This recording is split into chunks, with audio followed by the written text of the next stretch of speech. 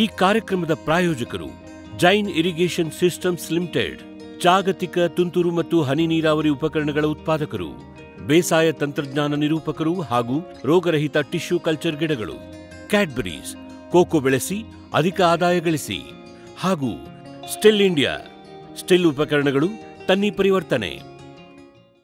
ವೀಕ್ಷಕರೇ ನಮಸ್ಕಾರ. ಇವತ್ತಿನ ಜ್ಞಾನಿ ವಿಜ್ಞಾನಿ ಕಾರ್ಯಕ್ರಮಕ್ಕೆ ತಮಗೆ ಸ್ವಾಗತ. ಇವತ್ತು ಸ್ವಲ್ಪ ವಿಭಿನ್ನ ಚರ್ಚೆಗೆ ಕೂತಿದ್ದೀವಿ. ಬೀಜ ಉದ್ಯಮ ಇವತ್ತಿನ ದಿನದಲ್ಲಿ ಕೃಷಿಯಲ್ಲಿ ಒಂದು ಮಹತ್ವದ ಅಂಗ ಅಂತ ಹೇಳ್ಬೋದು. ಯಾಕೆಂದರೆ ಈಗೆಲ್ಲ ಹೈಬ್ರಿಡ್ಸು, ಬಹುತೇಕ ಸಂದರ್ಭದಲ್ಲಿ ನಾವು ವಾಣಿಜ್ಯ ಬೆಳೆಗೆ ಹೋದಾಗ ಹೈಬ್ರಿಡ್ಸು ಅಥವಾ ಏನು ಉನ್ನತ ತಳಿಗಳು ಅಥವಾ ಸುಧಾರಿತ ತಳಿಗಳು ಅಥವಾ ವೈಜ್ಞಾನಿಕವಾಗಿ ಸಿದ್ಧಪಡಿಸಿದಂಥ ತಳಿಗಳನ್ನೇ ಆಗಿ ಹೆಚ್ಚು ಬೆಳಿತಾರೆ. ಯಾಕೆಂದರೆ ರೈತರಿಗೂ ಸ್ವಾಭಾವಿಕವಾಗಿ ಹೆಚ್ಚಿನ ಇಳುವರಿ ಬರಬೇಕು ಅಥವಾ ನಿರ್ದಿಷ್ಟ ಉದ್ದೇಶಕ್ಕೆ, ಅದು ಯಾವುದೋ ಒಂದು ಇಂಡಸ್ಟ್ರಿ ಪರ್ಪಸ್ಸಿಗೆ ಇರ್ಬೋದು, ಆ ಥರದ್ದು ಬಂದಿದೆ. ಆವಾಗೆಲ್ಲ ಬರೋದು ಮತ್ತು ಈ ಬೀಜೋದ್ಯಮ ವಿಷಯ ಬರುತ್ತೆ. ಇದಕ್ಕೆ ಮತ್ತು ಆ ಬೀಜವನ್ನು ಕೂಡ ಅದೇನು ಬೇರೆದ್ರಂಗೆ ಯಾವುದೋ ಫ್ಯಾಕ್ಟ್ರಿನಲ್ಲಿ ಮ್ಯಾನುಫ್ಯಾಕ್ಚರ್ ಮಾಡೋಕ್ಕೆ ಬರೋದಿಲ್ಲ. ಯಾರು ಒಬ್ಬರು ರೈತರು ಒಂದಿಷ್ಟು ಭಾಗದಲ್ಲಿ ಅದನ್ನ ಬೆಳೆಸಿ ಕೊಡಬೇಕು ಕಂಪ್ನಿ ಹಂತದಲ್ಲಿ, ಅಲ್ಲಿಂದ ಮುಂದೆ ರೈತರ ಹಂತದಲ್ಲಿ ಈ ಥರ. ಹಾಗಾಗಿ ಬೀಜ ಉದ್ಯಮನೇ ಒಂದು ಬಿಸ್ನೆಸ್ ಅವಕಾಶ, ಒಂದು ನಮ್ಮ ರೈತರಿಗೆ ಒಂದು ಅಪಾರ್ಚುನಿಟಿ ಅಂತ ಹೇಳ್ಬೋದು. ಹಾಗಾಗಿ ಬನ್ನಿ, ಬೀಜ ಉದ್ಯಮಕ್ಕೆ ಕರ್ನಾಟಕದಲ್ಲಿ, ನಮ್ಮ ದೇಶದಲ್ಲಿ ಏನು ಅವಕಾಶಗಳಿದೆ, ಅದರಲ್ಲಿ ಎಲ್ಲೆಲ್ಲ ಕೈ ಹಾಕೋಕ್ಕೆ ನಿಮಗೆ ಅವಕಾಶ ಇದೆ, ಅಥವಾ ಈಗಾಗಲೇ ಒಂದಿಷ್ಟು ಜನ ಒಂದು ಲಿಮಿಟೆಡ್ ಪಾಕೆಟ್ಸಲ್ಲಿ ಮಾಡ್ತಾ ಇದ್ದಾರೆ ಕರ್ನಾಟಕದಲ್ಲಿ ಕೂಡ. ಅದು ಏನಕ್ಕೆ, ಎಲ್ಲ ಕಡೆ ಮಾಡೋಕ್ಕೆ ಬರೋದಿಲ್ವಾ? ನಾವೀಗ ಕಾಫಿನೋ ಅಡಿಕೆ ಕಂಡಲ್ಲೆಲ್ಲ ಅಡಿಕೆ ನೆಟ್ಟಂಗೆ ಯಾಕೆ ನಾವು ಬೀಜೋತ್ಪಾದನೆಯಿಂದ ನಾವು ಮಾಡೋಕ್ಕಾಗೋದಿಲ್ವ? ಈ ಥರ ವಿಷಯವನ್ನು ಚರ್ಚೆ ಮಾಡೋಣ. ನಮಗೆ ಮಾಹಿತಿಯನ್ನು ಕೊಡೋದಕ್ಕೆ ತೋಟಗಾರಿಕಾ ವಿಶ್ವವಿದ್ಯಾಲಯ ಬಾಗಲಕೋಟೆ ಇವರ ವಿಜ್ಞಾನಿಗಳಾದಂಥ ಡಾಕ್ಟರ್ ಪಲ್ಲವಿ HM ನಮ್ಮ ಜೊತೆಗಿದ್ದಾರೆ. ಅವರು ಈಗ ನಮ್ಮ ಪಾಠ ಸರಣಿಯಲ್ಲಿ ಕೂಡ ಬೀಜ ಇದಕ್ಕೆ ತಂತ್ರಜ್ಞಾನಕ್ಕೆ ಸಂಬಂಧಪಟ್ಟಂಥ ಕಾರ್ಯಕ್ರಮಕ್ಕೆ ಬರ್ತಾ ಇದ್ದಾರೆ. ಬನ್ನಿ, ಡಾಕ್ಟರ್ ಪಲ್ಲವಿ ಅವ್ರನ್ನ ಮಾತಾಡಿಸಿ ಬರೋಣ. ನಮಸ್ಕಾರ ಮೇಡಮ್. ನಮಸ್ತೆ ಸರ್. ಇವತ್ತು ನಮ್ಮ ಚಾನಲಿಗೆ ಈ ಕಾರ್ಯಕ್ರಮ ಸೆಗ್ಮೆಂಟಿಗೆ ಹೊಸದಾಗಿ ಬರ್ತಾ ಇದ್ದಾರೆ.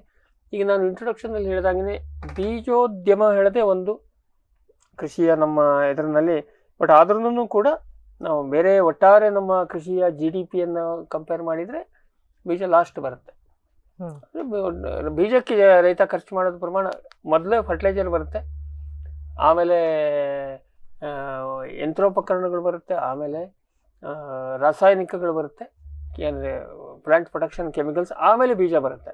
ಬಟ್ ಆದರೂ ಕೂಡ ರೈತನ ಬೆಳೆ ಇದೆಲ್ಲ ಯಂತ್ರೋಪಕರಣನ ವರ್ಕ್ ಆಗಬೇಕು, ಇನ್ನೊಂದು ಆಗಬೇಕು, ಎಲ್ಲ ಅಂದರೆ ಮೂಲ ಮತ್ತು ಬೀಜನೇ. ಇವನು ಹಾಕಿರೋ ಬೀಜನ, ತಳಿನ, ಬೆಳೆನ ಸರಿ ಇಲ್ಲ ಅಂದರೆ ಅದೆಲ್ಲ ಮಾಡಿದ್ದು ವೇಸ್ಟ್ ಆಗ್ತದೆ. ಹಾಗಾಗಿ ಸ್ವಾಭಾವಿಕವಾಗಿ ತೀರಾ ಮಹತ್ವದ ವಿಷಯ. ನೀವು ಗೊಬ್ಬರ ಸ್ವಲ್ಪ ಕಡಿಮೆ ಕೊಟ್ಟರು ನಡೀತದೆ, ನೀರು ಕಡಿಮೆ ಕೊಟ್ಟರು ನಡೀತದೆ, ಬರಗಾಲ ಬಿದ್ದರೂ ಒಂದು ಸಂದರ್ಭದ ನೆಡ್ಬಿಡೋದು, ಬೀಜ ಸರಿ ಇಲ್ಲ ಅಂದರೆ ಬೆಳೆ ಹೋಯ್ತು ಸ್ವಾಭಾವಿಕವಾಗಿ. ಹಾಗಾಗಿ ಬೇಡ ಅಂದ್ರೂ ಇದಕ್ಕೆ ಮಹತ್ವ ಇದ್ದೇ ಇದೆ. ಸೊ ಈಗ ನಾವು ಮೂಲ ವಿಷಯಕ್ಕೆ ಬರೋದಕ್ಕಿಂತ ಮೊದಲೇ ನೀವು ನಿಮ್ಮ ಎಜುಕೇಶನ್ ಮತ್ತೆ ಇದು ಹೇಗೆ, ನೀವು ಎಲ್ಲಿ ವರ್ಕ್ ಮಾಡ್ತಾ ಇರೋದು, ಎಲ್ಲಿಂದ ಎಲ್ಲಿಗೆ ಬಂದ್ರಿ? ನಾನು ನನ್ನ BSc ಅಗ್ರಿಯನ್ನ ಕೃಷಿ ಕಾಲೇಜು VC ಫಾರ್ಮ್ ಮಂಡ್ಯದಲ್ಲಿ ಮುಗಿಸಿದೆ. ಅದ ನಂತರ ನಾನು MSc PhD ಹೌದು, ಅದೇ ಭಾಗದವರು. ಮತ್ತೆ MSc ಮತ್ತೆ PhD ಯನ್ನ GKVK ಬೆಂಗಳೂರಲ್ಲಿ ಬೀಜ ವಿಜ್ಞಾನ ಮತ್ತು ತಂತ್ರಜ್ಞಾನ ವಿಭಾಗದಲ್ಲಿ ನಾನು 2009ರಲ್ಲಿ ನಾನು ಮುಗಿಸ್ಕೊಂಡು, ತದನಂತರ ನಾನು 2009ರಿಂದ 2011ರವರೆಗೆ ಕೃಷಿ ಅಧಿಕಾರಿಯಾಗಿ ಕೂಡ ನಾನು ಕೆಲಸ ಮಾಡಿದ್ದೀನಿ. ಕೃಷಿ ಇಲಾಖೆಯಲ್ಲಿ ಕೃಷಿ ಅಧಿಕಾರಿಯಾಗಿ ಕೃಷಿ ನಿರ್ದೇಶನಾಲಯ ಏನು ಬೆಂಗಳೂರಲ್ಲಿದೆ, ಅಲ್ಲಿ ನಾನು ಫಾರ್ಮ್ ಮ್ಯಾನೇಜ್ಮೆಂಟ್ ಅಲ್ಲಿ 1-2 ವರ್ಷ ಕೆಲಸ ಮಾಡಿದ್ದೀನಿ. ಆಮೇಲೆ 2011ರಲ್ಲಿ ನನಗೆ ಬಾಗಲಕೋಟೆಯಲ್ಲಿ ಸಹಾಯಕ ಪ್ರಾಧ್ಯಾಪಕರಾಗಿ ನನಗೆ ಹೊಸದಾಗಿ ಕೆಲಸ ಸಿಕ್ತು. ಬಾಗಲಕೋಟೆ ಯೂನಿವರ್ಸಿಟಿಯಲ್ಲಿ. ಅಲ್ಲಿ ನಾನು ಬಾಗಲಕೋಟೆನಲ್ಲಿ ಬೀಜ ಘಟಕ ಅಲ್ಲಿ ನಾನು 2011ರಿಂದ 2015ವರೆಗೂ ನಾನು ಅಲ್ಲಿ ಕೆಲಸ ಮಾಡಿದೆ. ನಂತರ ನಮ್ಮ ಊರಿಗೆ ವಾಪಸ್ ಬರಬೇಕು ಅಂತ ಹೇಳ್ಬಿಟ್ಟು ನಾನು 2015ರಲ್ಲಿ ನಾನು ಮೈಸೂರಿನ ತೋಟಗಾರಿಕಾ ಮಹಾವಿದ್ಯಾಲಯಕ್ಕೆ ಬಂದು ಅಲ್ಲಿ ಕೆಲಸ ಮಾಡ್ತಾ ಇದ್ದೆ. ಇತ್ತೀಚೆಗೆ 2023 ಜೂನಲ್ಲಿ ಮತ್ತೆ ನನಗೆ ಪ್ರಮೋಷನ್ ಆಗಿತ್ತು, ಸಹ ಪ್ರಾಧ್ಯಾಪಕರು ಅಂತ ಹೇಳಿ. ಆ ಸಮಯದಲ್ಲಿ ನನಗೆ ಮತ್ತೆ ವಾಪಸ್ ಇವಾಗ ನಾನು ಬಾಗಲಕೋಟೆ ಹೆಡ್ ಕ್ವಾರ್ಟರ್ ಅಲ್ಲಿ ನಮ್ಮ ಮಾನ್ಯ ಕುಲಪತಿ ಅವ್ರಿಗೆ ತಾಂತ್ರಿಕ ಅಧಿಕಾರಿಯಾಗಿ ಕೆಲಸ ಮಾಡ್ತಾ ಇದ್ದೀನಿ. ಬಟ್ ಸುತ್ತಾಕಿ ನಿಮ್ದೆಲ್ಲ ಕೆಲಸ ಕಾರ್ಯಗಳು ಈ ಬೀಜ ತಂತ್ರಜ್ಞಾನ ಸೀಡ್ ಯೂನಿಟಿಗೆ ಸುತ್ತ ಹಾಕಿನೇ ಬರುತ್ತೆ. ಬಟ್ ಈ ತಾಂತ್ರಿಕ ಅಧಿಕಾರಿಯಲ್ಲಿ ಆ ಪ್ರಶ್ನೆ ಬರೋದಿಲ್ಲ. ಎಲ್ಲ ಎನಿಥಿಂಗ್ ಅಂಡ್ ಎವ್ರಿಥಿಂಗ್ ರಿಲೇಟೆಡ್. ಈಗ ಅಲ್ಲಿ ಕೂಡ ನಾನು ತಾಂತ್ರಿಕ ಅಧಿಕಾರಿ ಜೊತೆಗೆ ನಾನು ಬೀಜ ಘಟಕದಲ್ಲೂ ಕೂಡ ಕೆಲಸ ಮಾಡ್ತೀನಿ. ಈಗ ಮಲ್ಟಿ ಟಾಸ್ಕಿಂಗ್ ಇದ್ದೇ ಇದೆ ಎಲ್ಲ ಕಡೆ. ಹೌದು. ಸೊ ಈಗ ಬೀಜ ವಿಜ್ಞಾನ ವಿಷಯ ಬಂದಾಗ ಯೂನಿವರ್ಸಿಟಿನಲ್ಲಿ ಈಗ ಸಾಕಷ್ಟು ಬೀಜೋತ್ಪಾದನೆಯನ್ನು ನೀವು ಮಾಡ್ತೀರಿ. ಅದಕ್ಕೆ ಸಪರೇಟ್ ವಿಂಗೇ ಇರುತ್ತಾ ಹೇಗೆ? ಹೌದು. ಇವಾಗ ಮೊದಲೆಲ್ಲ ಏನ್ ಮಾಡ್ತಾ ಇದ್ರು ಅಂದ್ರೆ ಬೀಜ ಉತ್ಪಾದನೆಗೆ ಅಷ್ಟಾಗಿ ನಾವು ಪ್ರಾಮುಖ್ಯತೆಯನ್ನ ಕೊಡ್ತಾ ಇರ್ಲಿಲ್ಲ. ಬರೀ ಕೇವಲ ತಳಿನ ಒಂದು ಅಭಿವೃದ್ಧಿ ಪಡಿಸೋದು, ಮತ್ತೆ ಅದನ್ನ ಬಿಡುಗಡೆ ಮಾಡಿದ ನಂತರ ಅದನ್ನ ರಾಷ್ಟ್ರೀಯ ಬೀಜ ನಿಗಮ ಅಥವಾ ರಾಜ್ಯ ಬೀಜ ನಿಗಮಗಳಿಗೆ ತಳಿವರ್ಧಕ ಬೀಜ ಬ್ರೀಡರ್ ಸೀಡ್ ಅನ್ನ ನಾವು ಸಪ್ಲೈ ಮಾಡ್ತಾ ಇದ್ರು. ಅವರು ಪ್ರೊಡಕ್ಷನ್ ಮಾಡಿಸ್ಕೊಂಡು ಅವ್ರು ಮಾರ್ಕೆಟಿಂಗ್ ಮಾಡ್ತಾ ಇದ್ರು.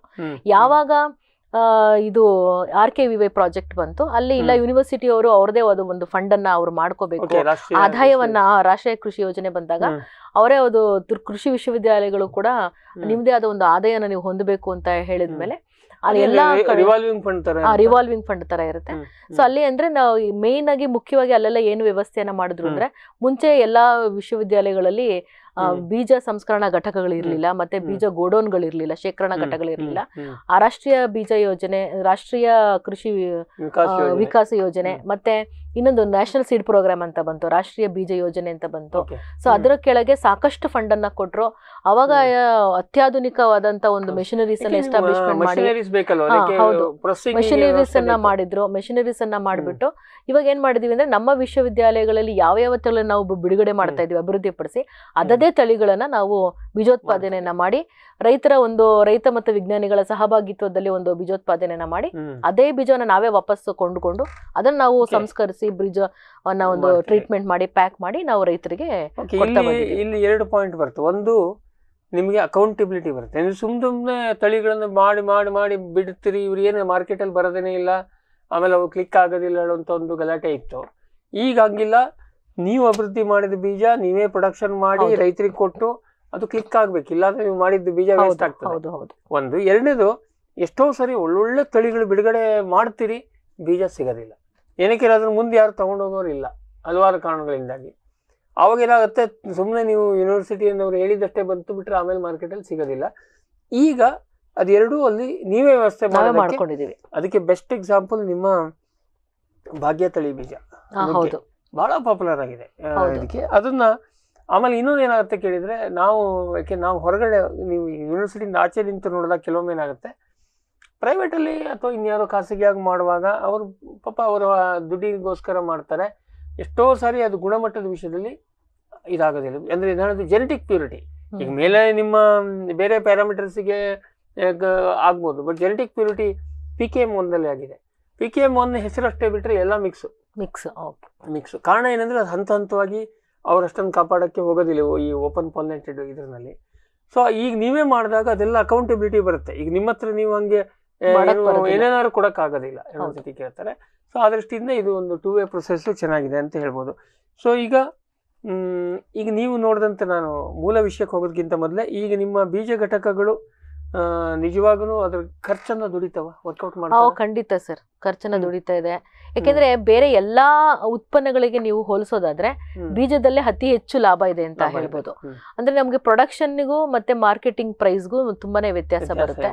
ಯಾಕೆಂದ್ರೆ ಇದ್ರಲ್ಲಿ ರಿಸ್ಕ್ ಜಾಸ್ತಿ. ಅದರಲ್ಲೂ ತರಕಾರಿ ಬೆಳೆಗಳಲ್ಲಿ ಏನಾದ್ರೂ ಅಕಸ್ಮಾತ್ ಏನಾದ್ರು ಫೇಲ್ ಆದ್ರೆ ಅಥವಾ ಮಾರಾಟ ಮಾಡದೆ ಉಳ್ಕೊಂಡ್ಬಿಟ್ರೆ ಅದನ್ನ ಮತ್ತೆ ಬೇರೆದಕ್ಕೆ ಉಪಯೋಗಿಸ್ಕೊಳ್ಳೋಕೆ ಬರೋದಿಲ್ಲ. ಇವಾಗ ಭತ್ತ ಅಥವಾ ಗೋಧಿ ಏನಾದ್ರೂ ನಮಗೆ ಮಾರಾಟ ಮಾಡಕ್ ಆಗಿಲ್ಲ ಅಂದ್ರೆ ಅದನ್ನ ನಾವು ಊಟಕ್ಕಾದ್ರೂ ಉಪಯೋಗಿಸ್ಕೋಬಹುದು. ಆದ್ರೆ ಹಾರ್ಟಿಕಲ್ಚರಲ್ ಕ್ರಾಪ್ಸ್ ಎಲ್ಲ ಹಂಗಲ್ಲ. ವೆಜಿಟೇಬಲ್ ಕ್ರಾಪ್ಸ್ ಅಲ್ಲಿ ತುಂಬಾ ರಿಸ್ಕ್ ಜಾಸ್ತಿ ಬರಲ್ಲ.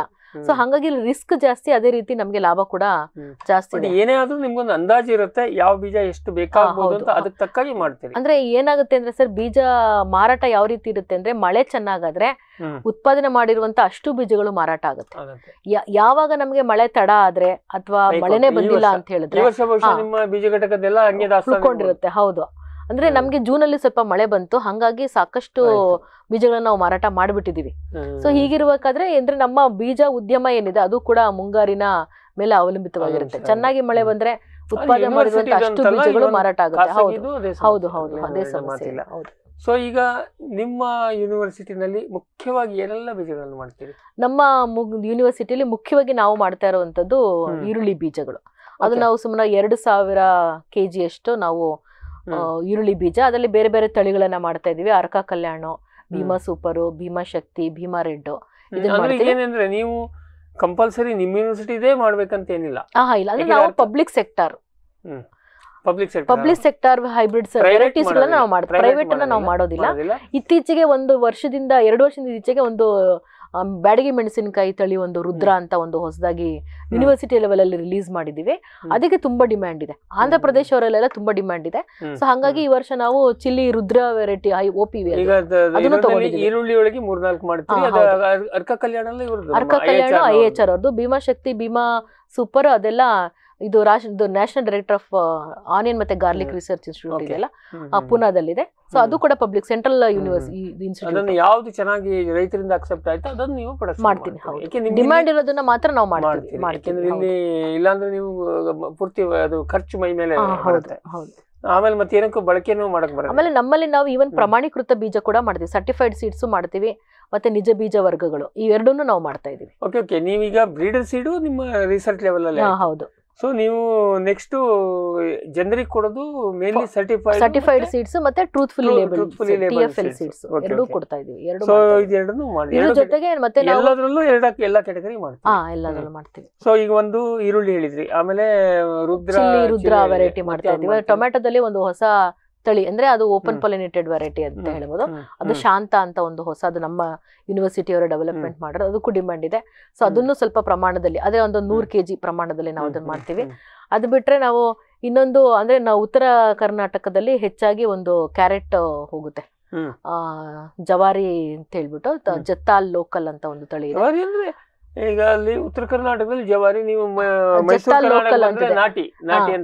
ಲೋಕಲ್ ಅಂತ ಒಂದು ತಳಿ ಇದೆ. ಅದನ್ನ ಕೂಡ ನಾವು ಅಂದ್ರೆ ರಬಿ ಸೀಸನ್ ಅಲ್ಲಿ ನಾವು ಅದನ್ನ ತಗೊಳ್ತೀವಿ.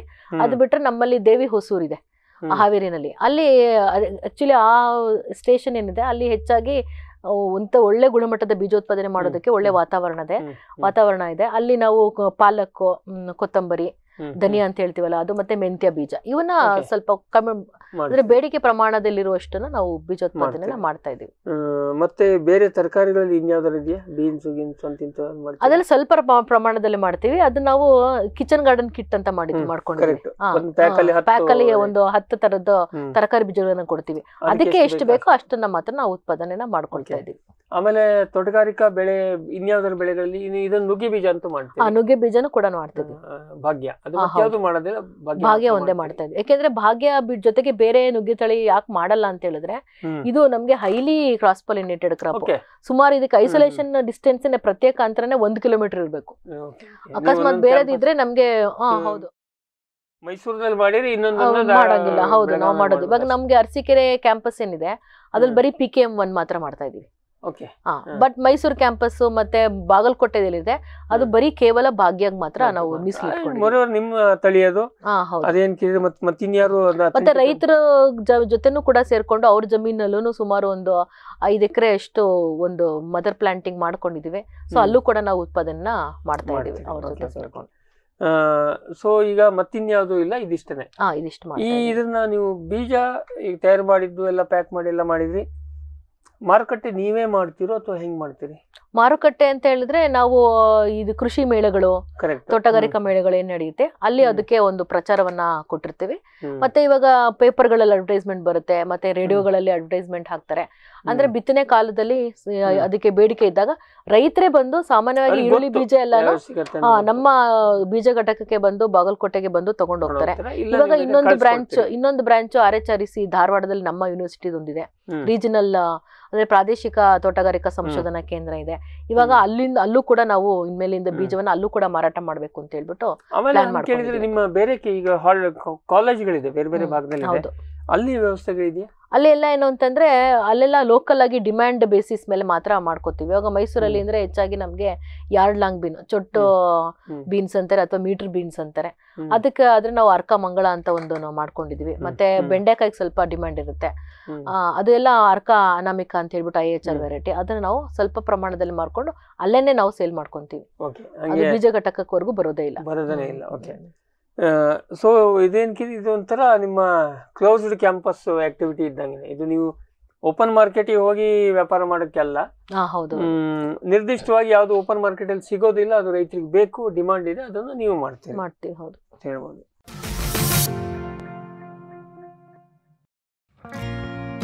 ಜೈನ್ ಇರಿಗೇಷನ್ ಸಿಸ್ಟಮ್ಸ್ ಲಿಮಿಟೆಡ್ ಭಾರತದ ಹನಿ ನೀರಾವರಿ ತಂತ್ರಜ್ಞಾನದ ಪ್ರಥಮ ಪ್ರವರ್ತಕ, ಜಗತ್ತಿನ ಅತಿ ದೊಡ್ಡ ಸ್ಪ್ರಿಂಕ್ಲರ್ಸ್ ಉತ್ಪಾದಕ ಕಂಪನಿ. ಸಂರಕ್ಷಿತ ಕೃಷಿಯಲ್ಲಿ ಹಸಿರು ಮನೆಗಾಗಿ ಮಿಸ್ಟರ್, ಫಾಗರ್, ಫ್ಯಾನ್ ಮತ್ತು ಪ್ಯಾಡ್ ಹಾಗೂ ನೆರಳು ಮನೆ, ಸ್ವಯಂ ಚಾಲಿತ ನೀರಾವರಿ ವ್ಯವಸ್ಥೆ ಮತ್ತು ರಸಾವರಿ ತಂತ್ರಜ್ಞಾನ. ಕೃಷಿಯಲ್ಲಿ ನೀರಿನ ಸಮರ್ಪಕ ಬಳಕೆ ಹಾಗೂ ಉಳಿತಾಯಕ್ಕೆ ಮತ್ತೊಂದು ಹೆಸರು ಜೈನ್.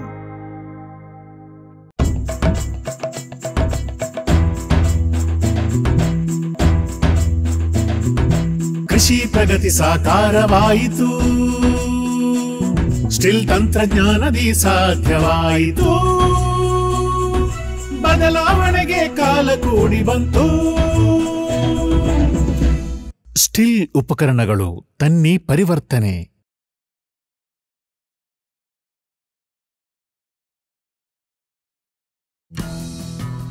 ಜೈನ್ಸ್ ಜಗತ್ತಿನ ಅತಿದೊಡ್ಡ ಅಂಗಾಂಶ ಕೃಷಿ ಪ್ರಯೋಗಾಲಯ ಹಾಗೂ ಟಿಸಿ ಗಿಡಗಳ ಉತ್ಪಾದಕರು.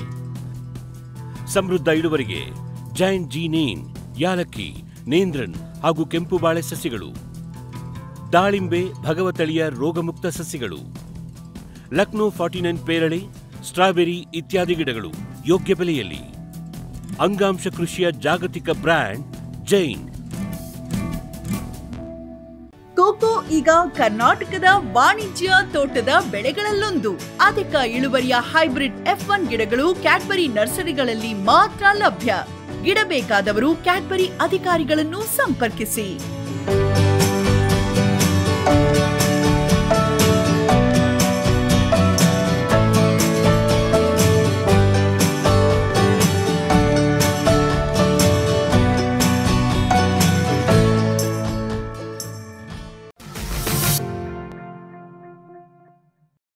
ಮೇಡಮ್, ಈಗ ನೀವು ನಿಮ್ಮ ಯೂನಿವರ್ಸಿಟಿ ಹೇಳಿದ್ರಿ, ಒಟ್ಟಾರೆಯಾಗಿ ಈ ಥರ ಗೌರ್ಮೆಂಟ್ ಏಜೆನ್ಸಿಗಳು ಅಥವಾ ಪಬ್ಲಿಕ್ ಸೆಕ್ಟರ್ ಏಜೆನ್ಸಿಗಳು ಬೀಜೋತ್ಪಾದನೆ ಮತ್ತು ಈ ವ್ಯವಹಾರದಲ್ಲಿ ಯಾರ್ಯಾರಿದ್ದಾರೆ? ಎಲ್ಲ ಯೂನಿವರ್ಸಿಟಿಗಳಿದಾವ? ಸಾಮಾನ್ಯವಾಗಿ ಎಲ್ಲ ಯೂನಿವರ್ಸಿಟಿಗಳಲ್ಲೂ ಒಂದು ಆದಾಯವನ್ನು ಉತ್ಪಾದನೆ ಮಾಡಬೇಕು ಅನ್ನೋ ಉದ್ದೇಶದಿಂದ ಎಲ್ಲರೂ ಸೀಡ್ ಪ್ರೊಡಕ್ಷನ್ ಅಥವಾ ಬೀಜೋತ್ಪಾದನೆಯನ್ನ ಮಾಡ್ತಾ ಇದ್ದಾರೆ. ಇದರ ಜೊತೆಗೆ ನಮ್ಮಲ್ಲಿ ರಾಷ್ಟ್ರೀಯ ಬೀಜ ನಿಗಮಗಳಿದಾವೆ, ಮತ್ತೆ ರಾಜ್ಯ ಬೀಜ ನಿಗಮಗಳು, ಇವು ಕೂಡ ಬೀಜೋತ್ಪಾದನೆಯನ್ನ ಮಾಡ್ತಾ ಇದ್ದಾರೆ. ಇದೆಲ್ಲ ಏನಂದ್ರೆ ಕೃಷಿ ವಿಶ್ವವಿದ್ಯಾಲಯಗಳು ಮಾಡ್ತಾ ಇದೆ. ಕೃಷಿ ಇಲಾಖೆ ಏನಿದೆ ಅವು ಉತ್ಪಾದನೆಯನ್ನ ಮಾಡೋದಿಲ್ಲ, ಅದೇ ಮಾರುಕಟ್ಟೆಯನ್ನ ಮಾಡುತ್ತೆ. ಅಂದ್ರೆ ನಾವು ಏನು ರಾಷ್ಟ್ರೀಯ ಬೀಜ ನಿಗಮ ಮತ್ತೆ ಈವನ್ ಯೂನಿವರ್ಸಿಟಿಗಳಿಂದ, ಕೃಷಿ ವಿಶ್ವವಿದ್ಯಾಲಯಗಳಿಂದ ಏನೇ ಬೀಜಗಳನ್ನ ಕೊಂಡ್ಕೊಂಡು ಅವರು ಅದನ್ನ ಮಾರುಕಟ್ಟೆಯನ್ನ ಮಾಡ್ತಾರೆ. ರೈತ ಸಂಪರ್ಕ ಕೇಂದ್ರಗಳಲ್ಲಿ ಬೀಜಗಳನ್ನ ವಿತರಣೆ ಮಾಡ್ತಾರೆ. ಅದಲ್ಲದೆ ಇವಾಗ ಭಾರತದಲ್ಲಿ ಹೋಲ್ ಇಂಡಿಯಾ, ನಮ್ಮ ದೇಶದಲ್ಲಿ ತಗೊಳ್ಳೋದಾದ್ರೆ ಸುಮಾರು 400 ಪ್ರೈವೇಟ್ ಕಂಪನಿಗಳು ಕೆಲಸ ಮಾಡ್ತಾ ಇದೆ. 400 ಅಂದ್ರೆ ದೇಶೀಯ ಸಂಸ್ಥೆಗಳಿರ್ಬೋದು ಅಥವಾ ಮಲ್ಟಿನ್ಯಾಷನಲ್ MNC ಕಂಪನಿಗಳು ಇರ್ಬೋದು. ಸುಮಾರು 400 ಕಂಪನಿಗಳು ಬೀಜ ಉದ್ಯಮದಲ್ಲಿ ತೊಡಸ್ಕೊಂಡಿದ್ದಾವೆ. ಮತ್ತೆ ಬೇರೆ ಬೇರೆ ರಾಜ್ಯಗಳಲ್ಲಿ ಇವಾಗ ಮಹಾರಾಷ್ಟ್ರ ಬೀಜ ನಿಗಮ ಇದೆ, ಮಹಾರಾಷ್ಟ್ರ ರಾಜ್ಯ ಬೀಜ ನಿಗಮ, ಮತ್ತೆ ಆಂಧ್ರ ಪ್ರದೇಶ್ ಬೀಜ ನಿಗಮ, ಈ ತರ ಎಲ್ಲ ತಗೊಂಡ್ರೆ 14 ಸರ್ಕಾರಿ ಸ್ವಾಮ್ಯ ಸಂಸ್ಥೆಗಳು ಬೀಜೋತ್ಪಾದನೆಯಲ್ಲಿ ತೊಡಕೊಂಡಿದೆ. 14 ಮಾತ್ರ. ಅಂದ್ರೆ ನೀವು ಎಲ್ಲಾ ರಾಜ್ಯದಲ್ಲಿ ಇಲ್ಲ. ಕೆಲವು ಎಲ್ಲೆಲ್ಲಿ ನಮ್ಗೆ ಅತಿ ಹೆಚ್ಚಾಗಿ ಬೀಜ ಉತ್ಪಾದನೆ ಮಾಡೋದಕ್ಕೆ ಒಂದು ವಾತಾವರಣ ಮತ್ತೆ ಮಣ್ಣಿನ ಅನುಕೂಲ ಇದೆ, ಅಲ್ಲಲ್ಲಿ ಮಾತ್ರ ನಾವು ಬೀಜೋತ್ಪಾದನೆನ ತಗೊಳ್ಳೋದಕ್ಕೆ ಸಾಧ್ಯ. ಎಲ್ಲಾ ಕಡೆ ತಗೊಳಕ್ ಬರಲ್ಲ, ಮಾಡೋದೇ ಇಲ್ಲ. ಹೌದು, ಕೇರಳದಲ್ಲಿ ನಾವು ಒಂದು ಕೆಜಿನೂ ಬೀಜ ಉತ್ಪಾದನೆ ನಾವು ಮಾಡೋದಕ್ಕೆ ಸಾಧ್ಯ ಇಲ್ಲ. ಹೌದು. ಸೊ ಹಾಗಾಗಿ ನಮ್ಮಲ್ಲಿ ಕರ್ನಾಟಕ ರಾಜ್ಯ ಬೀಜ ನಿಗಮ ಇದೆ. ಹೌದು. ಆಮೇಲೆ NSC ದವರು ರಾಷ್ಟ್ರೀಯ ಬೀಜ ನಿಗಮನೂ ಇದೆ. ಹೌದು, ಇವರು ಮಾಡ್ತಾರೆ. ನೀವು ಯೂನಿವರ್ಸಿಟಿನವರು ಆಲ್ಮೋಸ್ಟ್ 5 ಯೂನಿವರ್ಸಿಟಿನವರು ಮಾಡ್ತಾರೆ. ಹೌದು, ಯೂನಿವರ್ಸಿಟಿಯವರು ಮಾಡ್ತಾ ಇದೀವಿ. ಆಮೇಲೆ ಪ್ರೈವೇಟ್ ಕಂಪ್ನಿಗಳು ಮಾಡ್ತಾರೆ. ಈಗ ನಿಮ್ಗೆ ಆಮೇಲೆ ನಿಮ್ಮ ಕ್ಯಾಂಪಸ್ ಅಲ್ಲಿ ಎಲ್ಲಿದೆ, ಯಾವ್ದಲ್ಲಿ ಸೂಟೇಬಲ್ ಅದನ್ನೆಲ್ಲ ನೀವು ಮಾಡ್ಕೊಂಡು ಹೋಗ್ತೀರಿ. ಇನ್ನೊಂದು ಫಂಡಮೆಂಟಲ್ ವಿಷಯ ಕೇಳ್ತೀನಿ. ಈ ನಮ್ಮ ಕಂತಿನಲ್ಲಿ ಇದು ಹೇಳಿದ್ರಿ, ಒಂದು ಸರ್ಟಿಫೈಡ್ ಸೀಡ್, ಬೀಜದಲ್ಲಿ 3 ಬಂದ್ಬಿಡುವ. ಒಂದು ಬ್ರೀಡರ್ ಸೀಡ್ ಅಂದ್ರೆ ಏನು? ಅದು ನಮ್ಗೆ ರೈತರಿಗೆ ಬೇಕಾ? ರೈತರಿಗೆ ಸಂಬಂಧಪಟ್ಟ ವಿಷಯನ ಅದು? ಇಲ್ಲ, ಬ್ರೀಡರ್ ಸೀಡ್ ಅಂದ್ರೆ ಅದನ್ನ ತಳಿವರ್ಧಕ ಬೀಜಗಳು ಅಂತ ಹೇಳ್ತೀವಿ. ನಮ್ಮ ಭಾರತದಲ್ಲಿ ಇರುವಂತ ಒಂದು ಅತ್ಯುತ್ತಮವಾದ ಸಿಸ್ಟಮ್ ಅದು. ಸಿಸ್ಟಮ್ಯಾಟಿಕ್ ಆಗಿ ಬೀಜೋತ್ಪಾದನೆಯನ್ನ ನಡೀತಾ ಇರುವಂತದ್ದು ಬ್ರೀಡರ್ ಸೀಡ್. ಹೌದು, ಅಂದ್ರೆ ಭಾರತದಲ್ಲಿ ಅಂತ ಯಾಕೆ ಹೇಳ್ತೀರಿ? ಬೇರೆ ಕಡೆ ಇಲ್ವಾ ಆ ತರದ ವ್ಯವಸ್ಥೆ? ಬೇರೆ ಕಡೆ ಕಂಪೇರ್ ಮಾಡ್ಕೊಂಡ್ರೆ ನಮ್ಮ ಸಿಸ್ಟಮ್ ಅತ್ಯಂತವಾಗಿ ಒಂದು ಪ್ಲಾನ್ಡ್ ಸಿಸ್ಟಮ್ ಇರೋದು. ನಮ್ಮದನ್ನ ಚೆನ್ನಾಗಿ ನಡೀತಿರೋದನ್ನ ಬೇರೆ ದೇಶಗಳು ಕಾಪಿ ಮಾಡ್ತಾ ಇದಾವೆ ಇವಾಗ. Okay okay. ಅಂದ್ರೆ ನೀವು ಹೇಳೋದು ಬ್ರೀಡರ್ ಸೀಡು, ಸರ್ಟಿಫೈಡ್ ಸೀಡು, ಟ್ರೂತ್ಫುಲಿ ಲೇಬಲ್ಡ್ ಸೀಡು, ಈ ಸಿಸ್ಟಮ್. ಹೌದು, ಅದು ಪೀಳಿಗೆ ಪದ್ಧತಿ ಅಂತ ಕರಿತೀವಿ ನಾವು. ಏನಕ್ಕೆ ಅಂದ್ರೆ ನಮ್ಮ ದೇಶದಲ್ಲಿ ಅತಿ ಹೆಚ್ಚು ಲ್ಯಾಂಡ್ ಇದಾವೆ, ಅಂದ್ರೆ ಕ್ರಾಪ್ ಲ್ಯಾಂಡ್ ತುಂಬಾ ಜಾಸ್ತಿ ಇದೆ. ಈಗ ಉದಾಹರಣೆಗೆ ಹೇಳೋದಾದ್ರೆ ನಾವು ಭತ್ತ ತಗೊಂಡ್ರೆ 43 ಮಿಲಿಯನ್ ಹೆಕ್ಟೇರ್ ಪ್ರದೇಶದಲ್ಲಿ ನಾವು ಭತ್ತ ಬೆಳಿತೀವಿ. ಈ 43 ಹೆಕ್ಟೇರ್ ಪ್ರದೇಶಕ್ಕೆ ಪ್ರತಿ ಸಾರಿ ನಾವು ಬೀಜವನ್ನ ಕೊಡೋದಾದ್ರೆ, ನಾವು ಸಪ್ಲೈ ಮಾಡ್ಬೇಕು ಅಂತ ಹೇಳಿದ್ರೆ ಸುಮಾರು 1600 ಟನ್ ನಾವು ಬೀಜಗಳನ್ನ ಉತ್ಪಾದನೆ ಮಾಡಿ ಕೊಡ್ತಾ ಬರ್ಬೇಕಾಗತ್ತೆ. ಒಟ್ಟಿಗೆ ನಾವು ಒಂದೇ ಬಾರಿ 1600 ಟನ್ನು ಅಥವಾ ಅಷ್ಟನ್ನ ನಾವು ಉತ್ಪಾದನೆ ಮಾಡೋದಕ್ಕೆ ಸಾಧ್ಯ ಆಗೋದಿಲ್ಲ. ಸೊ ಹಾಗಾಗಿ ಏನ್ ಮಾಡ್ಕೊಂಡಿದ್ವಿ, ಜೊತೆಗೆ ನಾವು ಹೇಳ್ತಾ ಇದೀವಿ, ಭಾರತೀಯ ಬೀಜ ಕಾಯ್ದೆ ಕಾನೂನು ಏನ್ ಹೇಳುತ್ತೆ, ನೀವು ಯಾವುದೇ ಒಂದು ಬೀಜ ಮಾರಾಟ ಮಾಡ್ಬೇಕು ಅಂತಂದ್ರೆ 98% ನೀವು ಜೈವಿಕ ಶುದ್ಧತೆಯನ್ನ ಕಾಪಾಡ್ಕೋಬೇಕು ಅಂತ ಹೇಳುತ್ತೆ. ಒಂದೇ ಪೀಳಿಗೆಯಲ್ಲಿ ನಾವು 98% ಜೈವಿಕ ಶುದ್ಧತೆಯನ್ನ ಕಾಪಾಡಿಕೊಂಡು ಅಷ್ಟು ಅದ್ಭುತವಾದ ಒಂದು ಪ್ರಮಾಣವನ್ನ ನಾವು ಸಪ್ಲೈ ಮಾಡೋದಕ್ಕೆ ಸಾಧ್ಯನೇ ಆಗೋದಿಲ್ಲ. ಸೊ ಹಾಗಾಗಿ ನಾವು ಪೀಳಿಗೆ ಪದ್ಧತಿಯನ್ನ ಮಾಡ್ಕೊಂಡು ಬಂದಿದ್ದೀವಿ. ತಳಿವರ್ಧಕ ಬೀಜ ಅಂತ ಹೇಳಿದ್ರೆ ಒಂದು ತಳಿಯನ್ನ ಅಭಿವೃದ್ಧಿ ಪಡಿಸಿ ಅದನ್ನ ಬಿಡುಗಡೆ ಮಾಡಿದ್ಮೇಲೆ ಅದನ್ನೇನ್ ಮಾಡ್ತಾರೆ, ಒಂದು ತಳಿ ಅಂತ ಹೇಳಿದ್ರೆ 100 ಕ್ವಿಂಟಾಲ್ ಅಷ್ಟು ಅವರು ಉತ್ಪಾದನೆನ ಮಾಡಿಬಿಟ್ಟು ಅದನ್ನ ತಳಿವರ್ಧಕ ಬೀಜಗಳಾಗಿ ಕೊಡ್ತಾರೆ. ತಳಿವರ್ಧಕ ಬೀಜಗಳು ಯಾರು ಮೂಲತಃ ತಾಯಿ ಬೀಜ ಅನ್ನೋದೇನಿದೆ ಅದನ್ನ ನ್ಯೂಕ್ಲಿಯಸ್ ಸೀಡ್ ಅಂತ ಕರಿತೀವಿ. ಅದನ್ನ ಯಾರು ಅಭಿವೃದ್ಧಿ ಮಾಡಿರ್ತಾರೆ ತಳಿನ ಅವರೇ ಮಾಡಿದ್ರೆ ಉತ್ತಮ. ಅದ್ರದ್ದು ಜೈವಿಕ ಶುದ್ಧತೆ 99.9% ಇರ್ಬೇಕು. 99.9% ಅಂದ್ರೆ 1000 ಗಿಡಕ್ಕೆ 1 ಬೆರಕೆ ಗಿಡ ಇರ್ಬೋದು ಅಂತ ಅರ್ಥ. ಸೊ ಹಾಗಾಗಿ ಅದನ್ನ ಅತಿ ಹೆಚ್ಚು ಪ್ರಮಾಣದಲ್ಲಿ ಉತ್ಪಾದನೆ ಮಾಡೋದಕ್ಕೆ ಕಷ್ಟ ಆಗುತ್ತೆ. ಹಾಗಾಗಿ ಕಡಿಮೆ ಪ್ರಮಾಣದಲ್ಲಿ ಉತ್ಪಾದನೆನ ಮಾಡಿ ಅದನ್ನ ಬೇರೆ ಒಬ್ಬ ತಳಿವರ್ಧಕರಿಗೆ ಕೊಡ್ತಾರೆ. ಈಗ ಅವರು ಮೂಲತಃ ತಯಾರು ಮಾಡಿದವರು ಬಿಟ್ಬಿಟ್ರು ಅಂತ ಇಟ್ಕೊಳ್ಳೋಣ, ಅವ್ರು ಬ್ರೀಡರು ರಿಟೈರ್ ಆದ್ರು ಅಥವಾ ಅವರಿಗೆ ಇಂಟ್ರೆಸ್ಟ್ ಹೋಯ್ತು, ಅದ್ರ ಮುಂದೆ ಯಾರು ಮುಂದುವರಿಸ್ಬೇಕು? ಬೇರೆ ಬ್ರೀಡರ್ ಮಾಡ್ಕೋಬೇಕು. ಹೌದು, ಮಾಡ್ತಾರೆ. ಡಿಮ್ಯಾಂಡ್ ಇದ್ದಾಗ ಮಾಡ್ಲೇಬೇಕಾಗುತ್ತೆ. ಅದನ್ನ ಕೊಡ್ತಾರ ಬ್ರೀಡರಿಗೆ ಕೊಡ್ತಾರ? ಕೊಡ್ತಾರೆ. ಇವಾಗ ಜಯ ವೆರೈಟಿ ಯಾವ ಕಾಲದಲ್ಲಿ ರಿಲೀಸ್ ಆಗಿರೋದು ಈಗಲೂ ನಾವು ಉತ್ಪಾದನೆ ಮಾಡ್ತಾ ಇದೀವಿ. ಈಗಲೂ ಜಯ ಸಮ್ಮರ್ ಅಂತಂದ್ರೆ ಬೇಸಿಗೆ ಭತ್ತ ಅಂದ್ರೆ ಜಯಾನೇ ಹಾಕೋದು.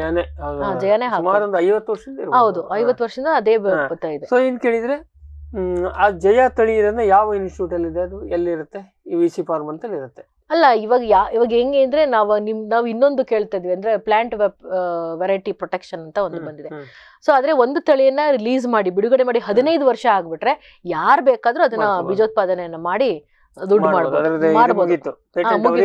ಮುಗೀತು. ಈಗ ಅದನ್ನ ಯಾರೋ ಒಬ್ರು ಆಸಕ್ತಿ ಇದ್ದವರು ಮುಂದುವರಿಸಬೇಕು ಇದ್ದವರು ಇನ್ಸ್ಟಿಟ್ಯೂಟ್ ಗಳಲ್ಲಿ ಉಳಿಸ್ಕೊಂಡಿರ್ತಾರೆ. ಹೌದು, ಆಸಕ್ತಿ ಇದ್ದವರು ಅನ್ನೋದಕ್ಕಿಂತ ಡಿಮ್ಯಾಂಡ್ ಇದ್ರೆ ಉಳಿಸ್ಕೊತಾರೆ. ಡಿಮ್ಯಾಂಡ್ ಇದ್ರೆ, ಬೇಡಿಕೆ ಇದ್ರೆ ಮಾತ್ರ ಅವನ್ನೆಲ್ಲ ಉಳಿಸ್ಕೊಳ್ತಾರೆ. ಈ ತರ ಸಾವಿರಾರು ತಳಿಗಳು ಬಂದು ಹೋಗಿರುತ್ತೆ. ಹೌದು ಹೌದು. ಸೊ ಈಗ ಅದನ್ನ ಮೂಲ ಬೀಜವನ್ನ ಅವರು ಉಳಿಸ್ಕೊಂಡಿರ್ತಾರೆ. ಇದರಲ್ಲಿ ಜಯದ್ದು ಒಂದು ವಿಸಿ ಫಾರ್ಮ್ ನಲ್ಲಿ ಇದೆ ಅಂತ ಇಟ್ಕೊಳ್ಳೋಣ. ಅವರು ಪ್ರತಿ ವರ್ಷನೂ ಬ್ರೀಡರ್ ಸೀಡ್ ಅನ್ನು ಮಾಡ್ಬೇಕು. ಅದು ಲಿಮಿಟೆಡ್ ಮಾಡ್ತಾರೆ. ನಮ್ಮ ಬಾಬು ಸಿಂಗ್ ಪೇಡ ಮಾಡ್ದಂಗೆ ಹೆಚ್ಚಿಗೆ ಮಾಡೋದಿಲ್ಲ. ಹೆಚ್ಚಿಗೆ ಮಾಡಕ್ ಹೋದ್ರೆ ಅದು ಗುಣಮಟ್ಟ ಹೋಗ್ಬಿಡ. ಅದಕ್ಕೆ ಬ್ರೀಡರ್ ಸೀಡ್ಗೂ 99.5% ನೀವು ಜೈವಿಕ ಶುದ್ಧತೆಯನ್ನ ಕಾಪಾಡ್ಕೋಬೇಕು. ಕೊಳ್ಳೇಬೇಕು. ಅಂದ್ರೆ 100,000 ಗಿಡಕ್ಕೆ 5 ಬೆರಕೆ ಗಿಡ ಇರ್ಬೋದು. ಸೊ ಆ ಬ್ರೀಡರ್ ಸೀಡ್ ಅನ್ನ ಮುಂದೆ ಯಾರಿಗೆ ಕೊಡ್ತಾರೆ? ಅದನ್ನ ರಾಷ್ಟ್ರೀಯ ಬೀಜ ನಿಗಮಗಳು ಅಥವಾ ಯೂನಿವರ್ಸಿಟಿಗಳು ಅಥವಾ ಇದು ಮತ್ತೆ ಈವನ್ ಕೆಲವ್ರು ಏನ್ ಮಾಡ್ತಾರೆ, ಬೀಜ ಉತ್ಪಾದಕರು ಇರ್ತಾರೆ, ಪ್ರೈವೇಟ್ ಕಂಪನಿಯವರು, ಅವರು ಕೂಡ ಇಂಡೆಂಟ್ ಹಾಕಿ ನಮ್ಗೆ ಈ ವರ್ಷ ನಮ್ಗೆ ಇಂಡೆಂಟ್ ಹಾಕ್ಬಿಟ್ಟು ನಮ್ಗೆ 100 ಕ್ವಿಂಟಾಲ್ ಬೇಕು, 10 ಕ್ವಿಂಟಾಲ್ ಬೇಕು ಅಂತ ಅವರು ಡಿಮ್ಯಾಂಡ್ ಇಟ್ಟಿರ್ತಾರೆ. ಸೊ ಅದ್ರ ಬೇಸಿಸ್ ಮೇಲೆ ಅವರು ಉತ್ಪಾದನೆ ಮಾಡಿ ಸಪ್ಲೈ ಮಾಡ್ತಾರೆ. ಬ್ರೀಡರ್ ಸೀಡ್ ಮಾಡೋರು ಕಡಿಮೆ ಜನ. ಹೌದು, ಯಾಕಂದ್ರೆ ಬ್ರೀಡರ್ ಸೀಡ್ ಅಂತ ಇರೋದು ಅದನ್ನ ಯಾರು ಬೇಕಾದ್ರೂ ಮಾಡಕ್ಕಾಗಲ್ಲ. ಬ್ರೀಡರ್ ಸೀಡ್ ಮಾನಿಟರಿಂಗ್ ಕಮಿಟಿ ಅಂತ ಬರುತ್ತೆ.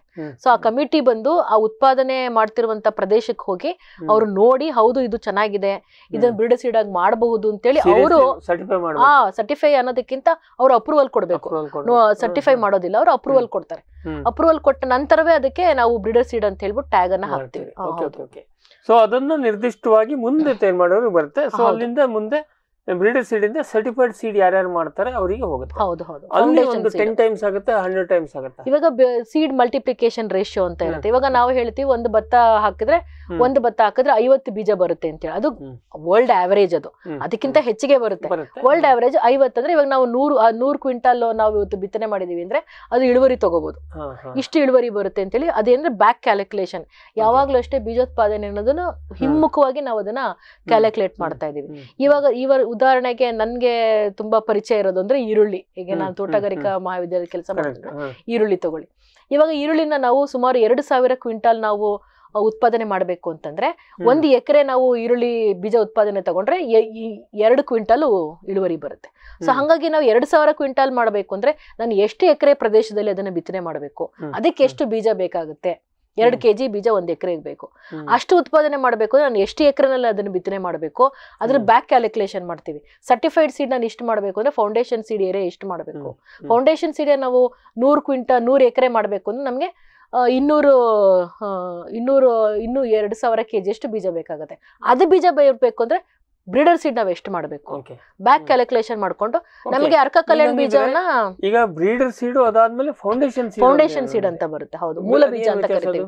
ಮೂಲ ಬೀಜ ಅದ್ರದ್ದು ನಮ್ಗೆ ಬ್ರೀಡರ್ ಸೀಡ್ಗೆ ಸೀಡ್ ಸರ್ಟಿಫಿಕೇಶನ್ ಏಜೆನ್ಸಿಗೆ ಬರೋದಿಲ್ಲ. ಅದೇನೇ ಇದ್ರು ಬ್ರೀಡರ್ ಸೀಡ್ ಮಾನಿಟರಿಂಗ್ ಕಮಿಟಿ ಅಂತ ಇರುತ್ತೆ, ಅವ್ರು ಅಪ್ರೂವಲ್ ಕೊಡ್ತಾರೆ ಅಷ್ಟೇ. ಆದ್ರೆ ಫೌಂಡೇಶನ್ ಸೀಡ್ ಮತ್ತೆ ಸರ್ಟಿಫೈಡ್ ಸೀಡ್ ಏನಿದೆ ಇವೆರಡೂ ಸರ್ಟಿಫೈಡ್ ಕ್ಲಾಸಸ್ ಬರುತ್ತೆ. ಅದಕ್ಕೆ ಬೀಜ ಪ್ರಮಾಣನ ಸಂಸ್ಥೆ ಅಂತ ಇದೆ. ಸೊ ಅವರು ಬಂದು ಸರ್ಟಿಫೈ ಮಾಡಬೇಕು. ಸರ್ಟಿಫಿಕೇಶನ್ ಏಜೆನ್ಸಿ ಅವರಿದ್ದಾರೆ, ಕರ್ನಾಟಕದಲ್ಲಿದ್ದಾರೆ. ಅದು 1974ರಲ್ಲಿ ನಮ್ಮ ರಾಜ್ಯದಲ್ಲಿ ಅಟಾನಮಸ್ ಬಾಡಿ ಆಗಿ ಫಸ್ಟ್ ಇಡೀ ಇಂಡಿಯಾದಲ್ಲೇ ಅಟಾನಮಸ್ ಬಾಡಿ ಆಗಿ ಅದು ಎಸ್ಟಾಬ್ಲಿಷ್ಮೆಂಟ್ ಮಾಡಿದ್ದಾರೆ. ಕರ್ನಾಟಕ ರಾಜ್ಯ ಬೀಜ ಪ್ರಮಾಣನ ಸಂಸ್ಥೆ ಅಂತ ಇತ್ತು.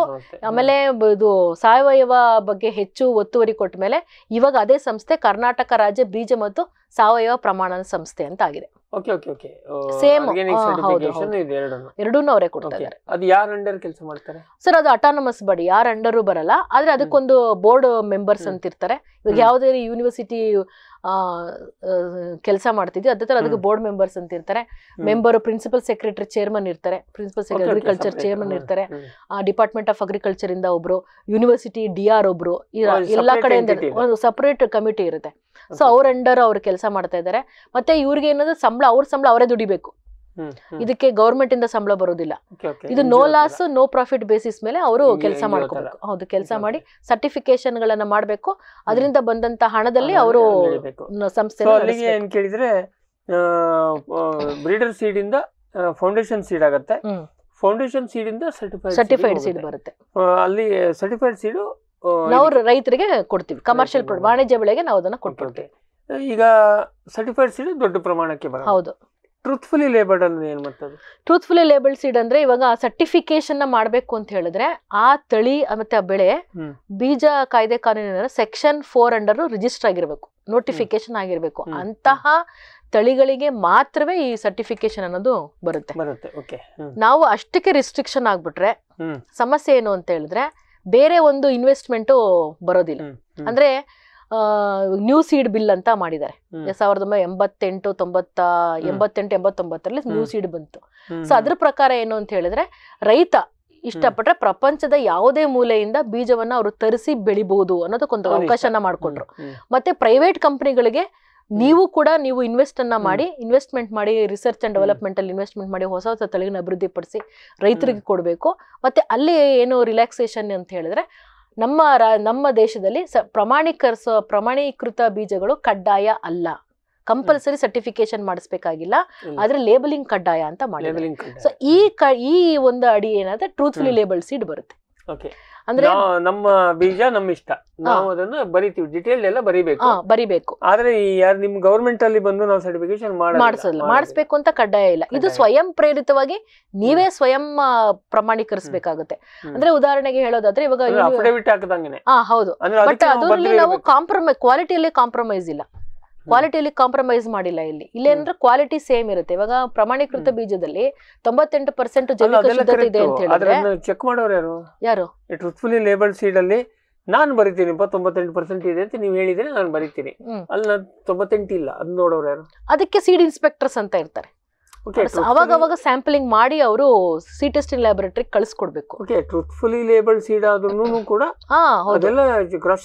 ಸರ್ ಇದೆಲ್ಲ ಹೆಂಗೆ ಅಂತಂದ್ರೆ ಡಿಮ್ಯಾಂಡ್. ಇವಾಗ ನೀವು ಕಳಪೆ ಬೀಜವನ್ನ ರೈತರಿಗೆ ಕೊಟ್ರೆ ಮತ್ತೆ ವಾಪಸ್ ಕಂಪನಿಗೆ ಯಾರು ಹೋಗೋದಿಲ್ಲ ಬೀಜ ತಗೊಳಕ್ಕೆ. ಮತ್ತೆ ಹಂಗಂದ್ರೆ ಒಂದ್ಸರಿ ಹೆಸರು ಕೆಟ್ರೆ ನಿಮ್ಮ ಬಿಸ್ನೆಸ್ ಹೋಯ್ತು. ಇದೆ, ಸೀಡ್ ಇನ್ಸ್ಪೆಕ್ಟರ್ಸ್ ಇದಾರೆ, ಅವ್ರು ಅವಾಗ ಹೋಗ್ಬೇಕು, ಚೆಕ್ ಮಾಡ್ಬೇಕು, ಸ್ಯಾಂಪಲ್ ನ ಡ್ರಾ ಮಾಡ್ಬೇಕು. ಮಾರಾಟ ಮಾಡ್ತಿರೋ ಅವ್ರಿಗೇನು ಅಂತಂದ್ರೆ ಎಲ್ಲ ಬೀಜಗಳ ಮಾರಾಟ ಮಾಡ್ತಿರೋಂತ ಅಂಗಡಿಗಳಿಗೆ ಹೋಗ್ಬೇಕು. ಆಮೇಲೆ ಸೀಡನ್ನ ಸೇಲ್ ಮಾಡಕ್ಕೆ ಅಂತ ಗೋಡೌನ್ಗಳು ಇಟ್ಟಿರ್ತಾರೆ, ಬೀಜಗಳನ್ನ ಶೇಖರಣೆ ಮಾಡಿರ್ತಾರೆ, ಅಲ್ಲೂ ಕೂಡ ಹೋಗಿ ಸ್ಯಾಂಪಲ್ ಅನ್ನ ಡ್ರಾ ಮಾಡಿ ಸಿ ಟೆಸ್ಟಿಂಗ್ ಲ್ಯಾಬೊರೇಟರಿ ಕಳಿಸ್ಕೊಡ್ತಾರೆ. ಸೊ ಅಲ್ಲಿ ಪರೀಕ್ಷೆಯನ್ನ ಮಾಡ್ಬೇಕು, ಅದು ಪಾಸ್ ಆಗ್ಬೇಕು. ಫೇಲ್ ಆದ್ರೆ ಅವ್ರಿಗೆ ನೋಟಿಸ್ ಹೋಗುತ್ತೆ, ಮತ್ತೆ ಯಾರು ಸೇಲ್ ಮಾಡ್ತಿರೋ ಅವ್ರ ಅಂಗಡಿನ ಲೈಸೆನ್ಸ್ ಕ್ಯಾನ್ಸಲ್ ಮಾಡ್ತಾರೆ, ಇಮಿಡಿಯೇಟ್ ಸೀಲ್ ಮಾಡುವಂತ ಹಕ್ಕು ಪವರ್ ಸೀಡ್ ಇನ್ಸ್ಪೆಕ್ಟರ್ಸ್ ಗಳಿಗೆ ಇರುತ್ತೆ. ಕೃಷಿ ಇಲಾಖೆಯವರು, ಕೃಷಿ ಇಲಾಖೆ ಎಲ್ಲಾ ಅಗ್ರಿಕಲ್ಚರ್ ಆಫೀಸರ್ಸ್ ಮತ್ತೆ ಎಡಿಎಗಳು ಮತ್ತೆ SADH ತೋಟಗಾರಿಕೆ ಅವರೆಲ್ಲರೂ ಸೀಡ್ ಇನ್ಸ್ಪೆಕ್ಟರ್ಸ್ ಅಂತ ಅಧಿಕಾರ ಇದೆ ಅವರಿಗೆ. ಸೊ ಹಂಗಾಗಿ ಟ್ರೂತ್ಫುಲಿ ಲೇಬಲ್ಡ್ ಸೀಡ್ ಅಂದ್ರೂ ಹಂಗ ಸುಮ್ಮನೆ ನೀವು ನನ್ನನ್ನೇ ಪೂರ್ತಿ ನಂಬಬೇಕಂತಿಲ್ಲ, ಅದಕ್ಕೆ ಕ್ರಾಸ್ ಚೆಕಿಂಗ್ ಮೆಕ್ಯಾನಿಸಮ್ ಇದೆ. ವೀಕ್ಷಕರೇ, ಇಷ್ಟೊತ್ತು ನಮ್ಮ ಚರ್ಚೆಯನ್ನು ಕೇಳಿದ್ರಿ. ಇದು ಒಂಥರ ನಾವು ಜನರಲ್ ಆಗಿ ಒಂಥರ ವಾರ್ಮ್ ಅಪ್ ಎಪಿಸೋಡ್ ಅಂತ ಹೇಳಿ, ಬೀಜ ಉತ್ಪಾದನೆ ಇದರಲ್ಲಿ ಹೆಂಗೆಲ್ಲ ಕೇರ್ ತಗೋತಾರೆ. ಆಮೇಲೆ ನೀವು ಹೇಳ್ಬೋದು ಎಲ್ಲ ಸಿಸ್ಟಮ್ನಲ್ಲಿ ಒಂದಿಷ್ಟು ಲೂಪ್ ಹೋಲ್ಸ್ ಇರುತ್ತೆ, ಇದ್ದೇ ಇರುತ್ತೆ. ಅದು ಅಂತಲ್ಲ, ನೀವು ಸರ್ಕಾರ ಅವರು ಹೇಳಿ ಈಗ ಲಾಸ್ಟ್ ಕೋರ್ಟಿಗೆ ಹೋದ್ರೂ ಕೂಡ ಅಲ್ಲೊಂದಷ್ಟು ಲೂಪ್ ಹೋಲ್ಸ್ ಇರುತ್ತೆ. ಹಾಗೆಯೇ ಇದರಲ್ಲೂ ಇರ್ಬೋದು. ಆದರೆ ಓವರಾಲ್ ಒಂದು ಸಿಸ್ಟಮನ್ನು ಕಟ್ಟಿದ್ದಾರೆ. ಹಾಗಾಗಿ ಇವತ್ತು ಇಷ್ಟೊಂದು ಇದಕ್ಕೆ ಅಥವಾ ಕ್ರಾಸ್ ಚೆಕ್ ಮಾಡೋದಕ್ಕೆ ಅದನ್ನು ಟ್ರೇಸ್ ಬ್ಯಾಕ್ ಮಾಡೋದಾದರೆ ಇದೆಲ್ಲ ಒಂದು ರೂಟಲ್ಲಿ ನಿಮಗೆ ಸಿಗ್ತದೆ. ಅದ್ರ ಮೇಲೆ ಲೇಬಲ್ ಅದು ಇದೇನಿರುತ್ತೆ. ಆದರೆ ಅದನ್ನು ನಾವು ಎಷ್ಟು ವ್ಯವಸ್ಥಿತವಾಗಿ ಅರ್ಥ ಮಾಡ್ಕೊಂಡು ಬಳಕೆ ಮಾಡ್ಕೋತೀವಿ ಹೇಳೋದು ಭಾಳ ಮಹತ್ವದ ವಿಷಯ.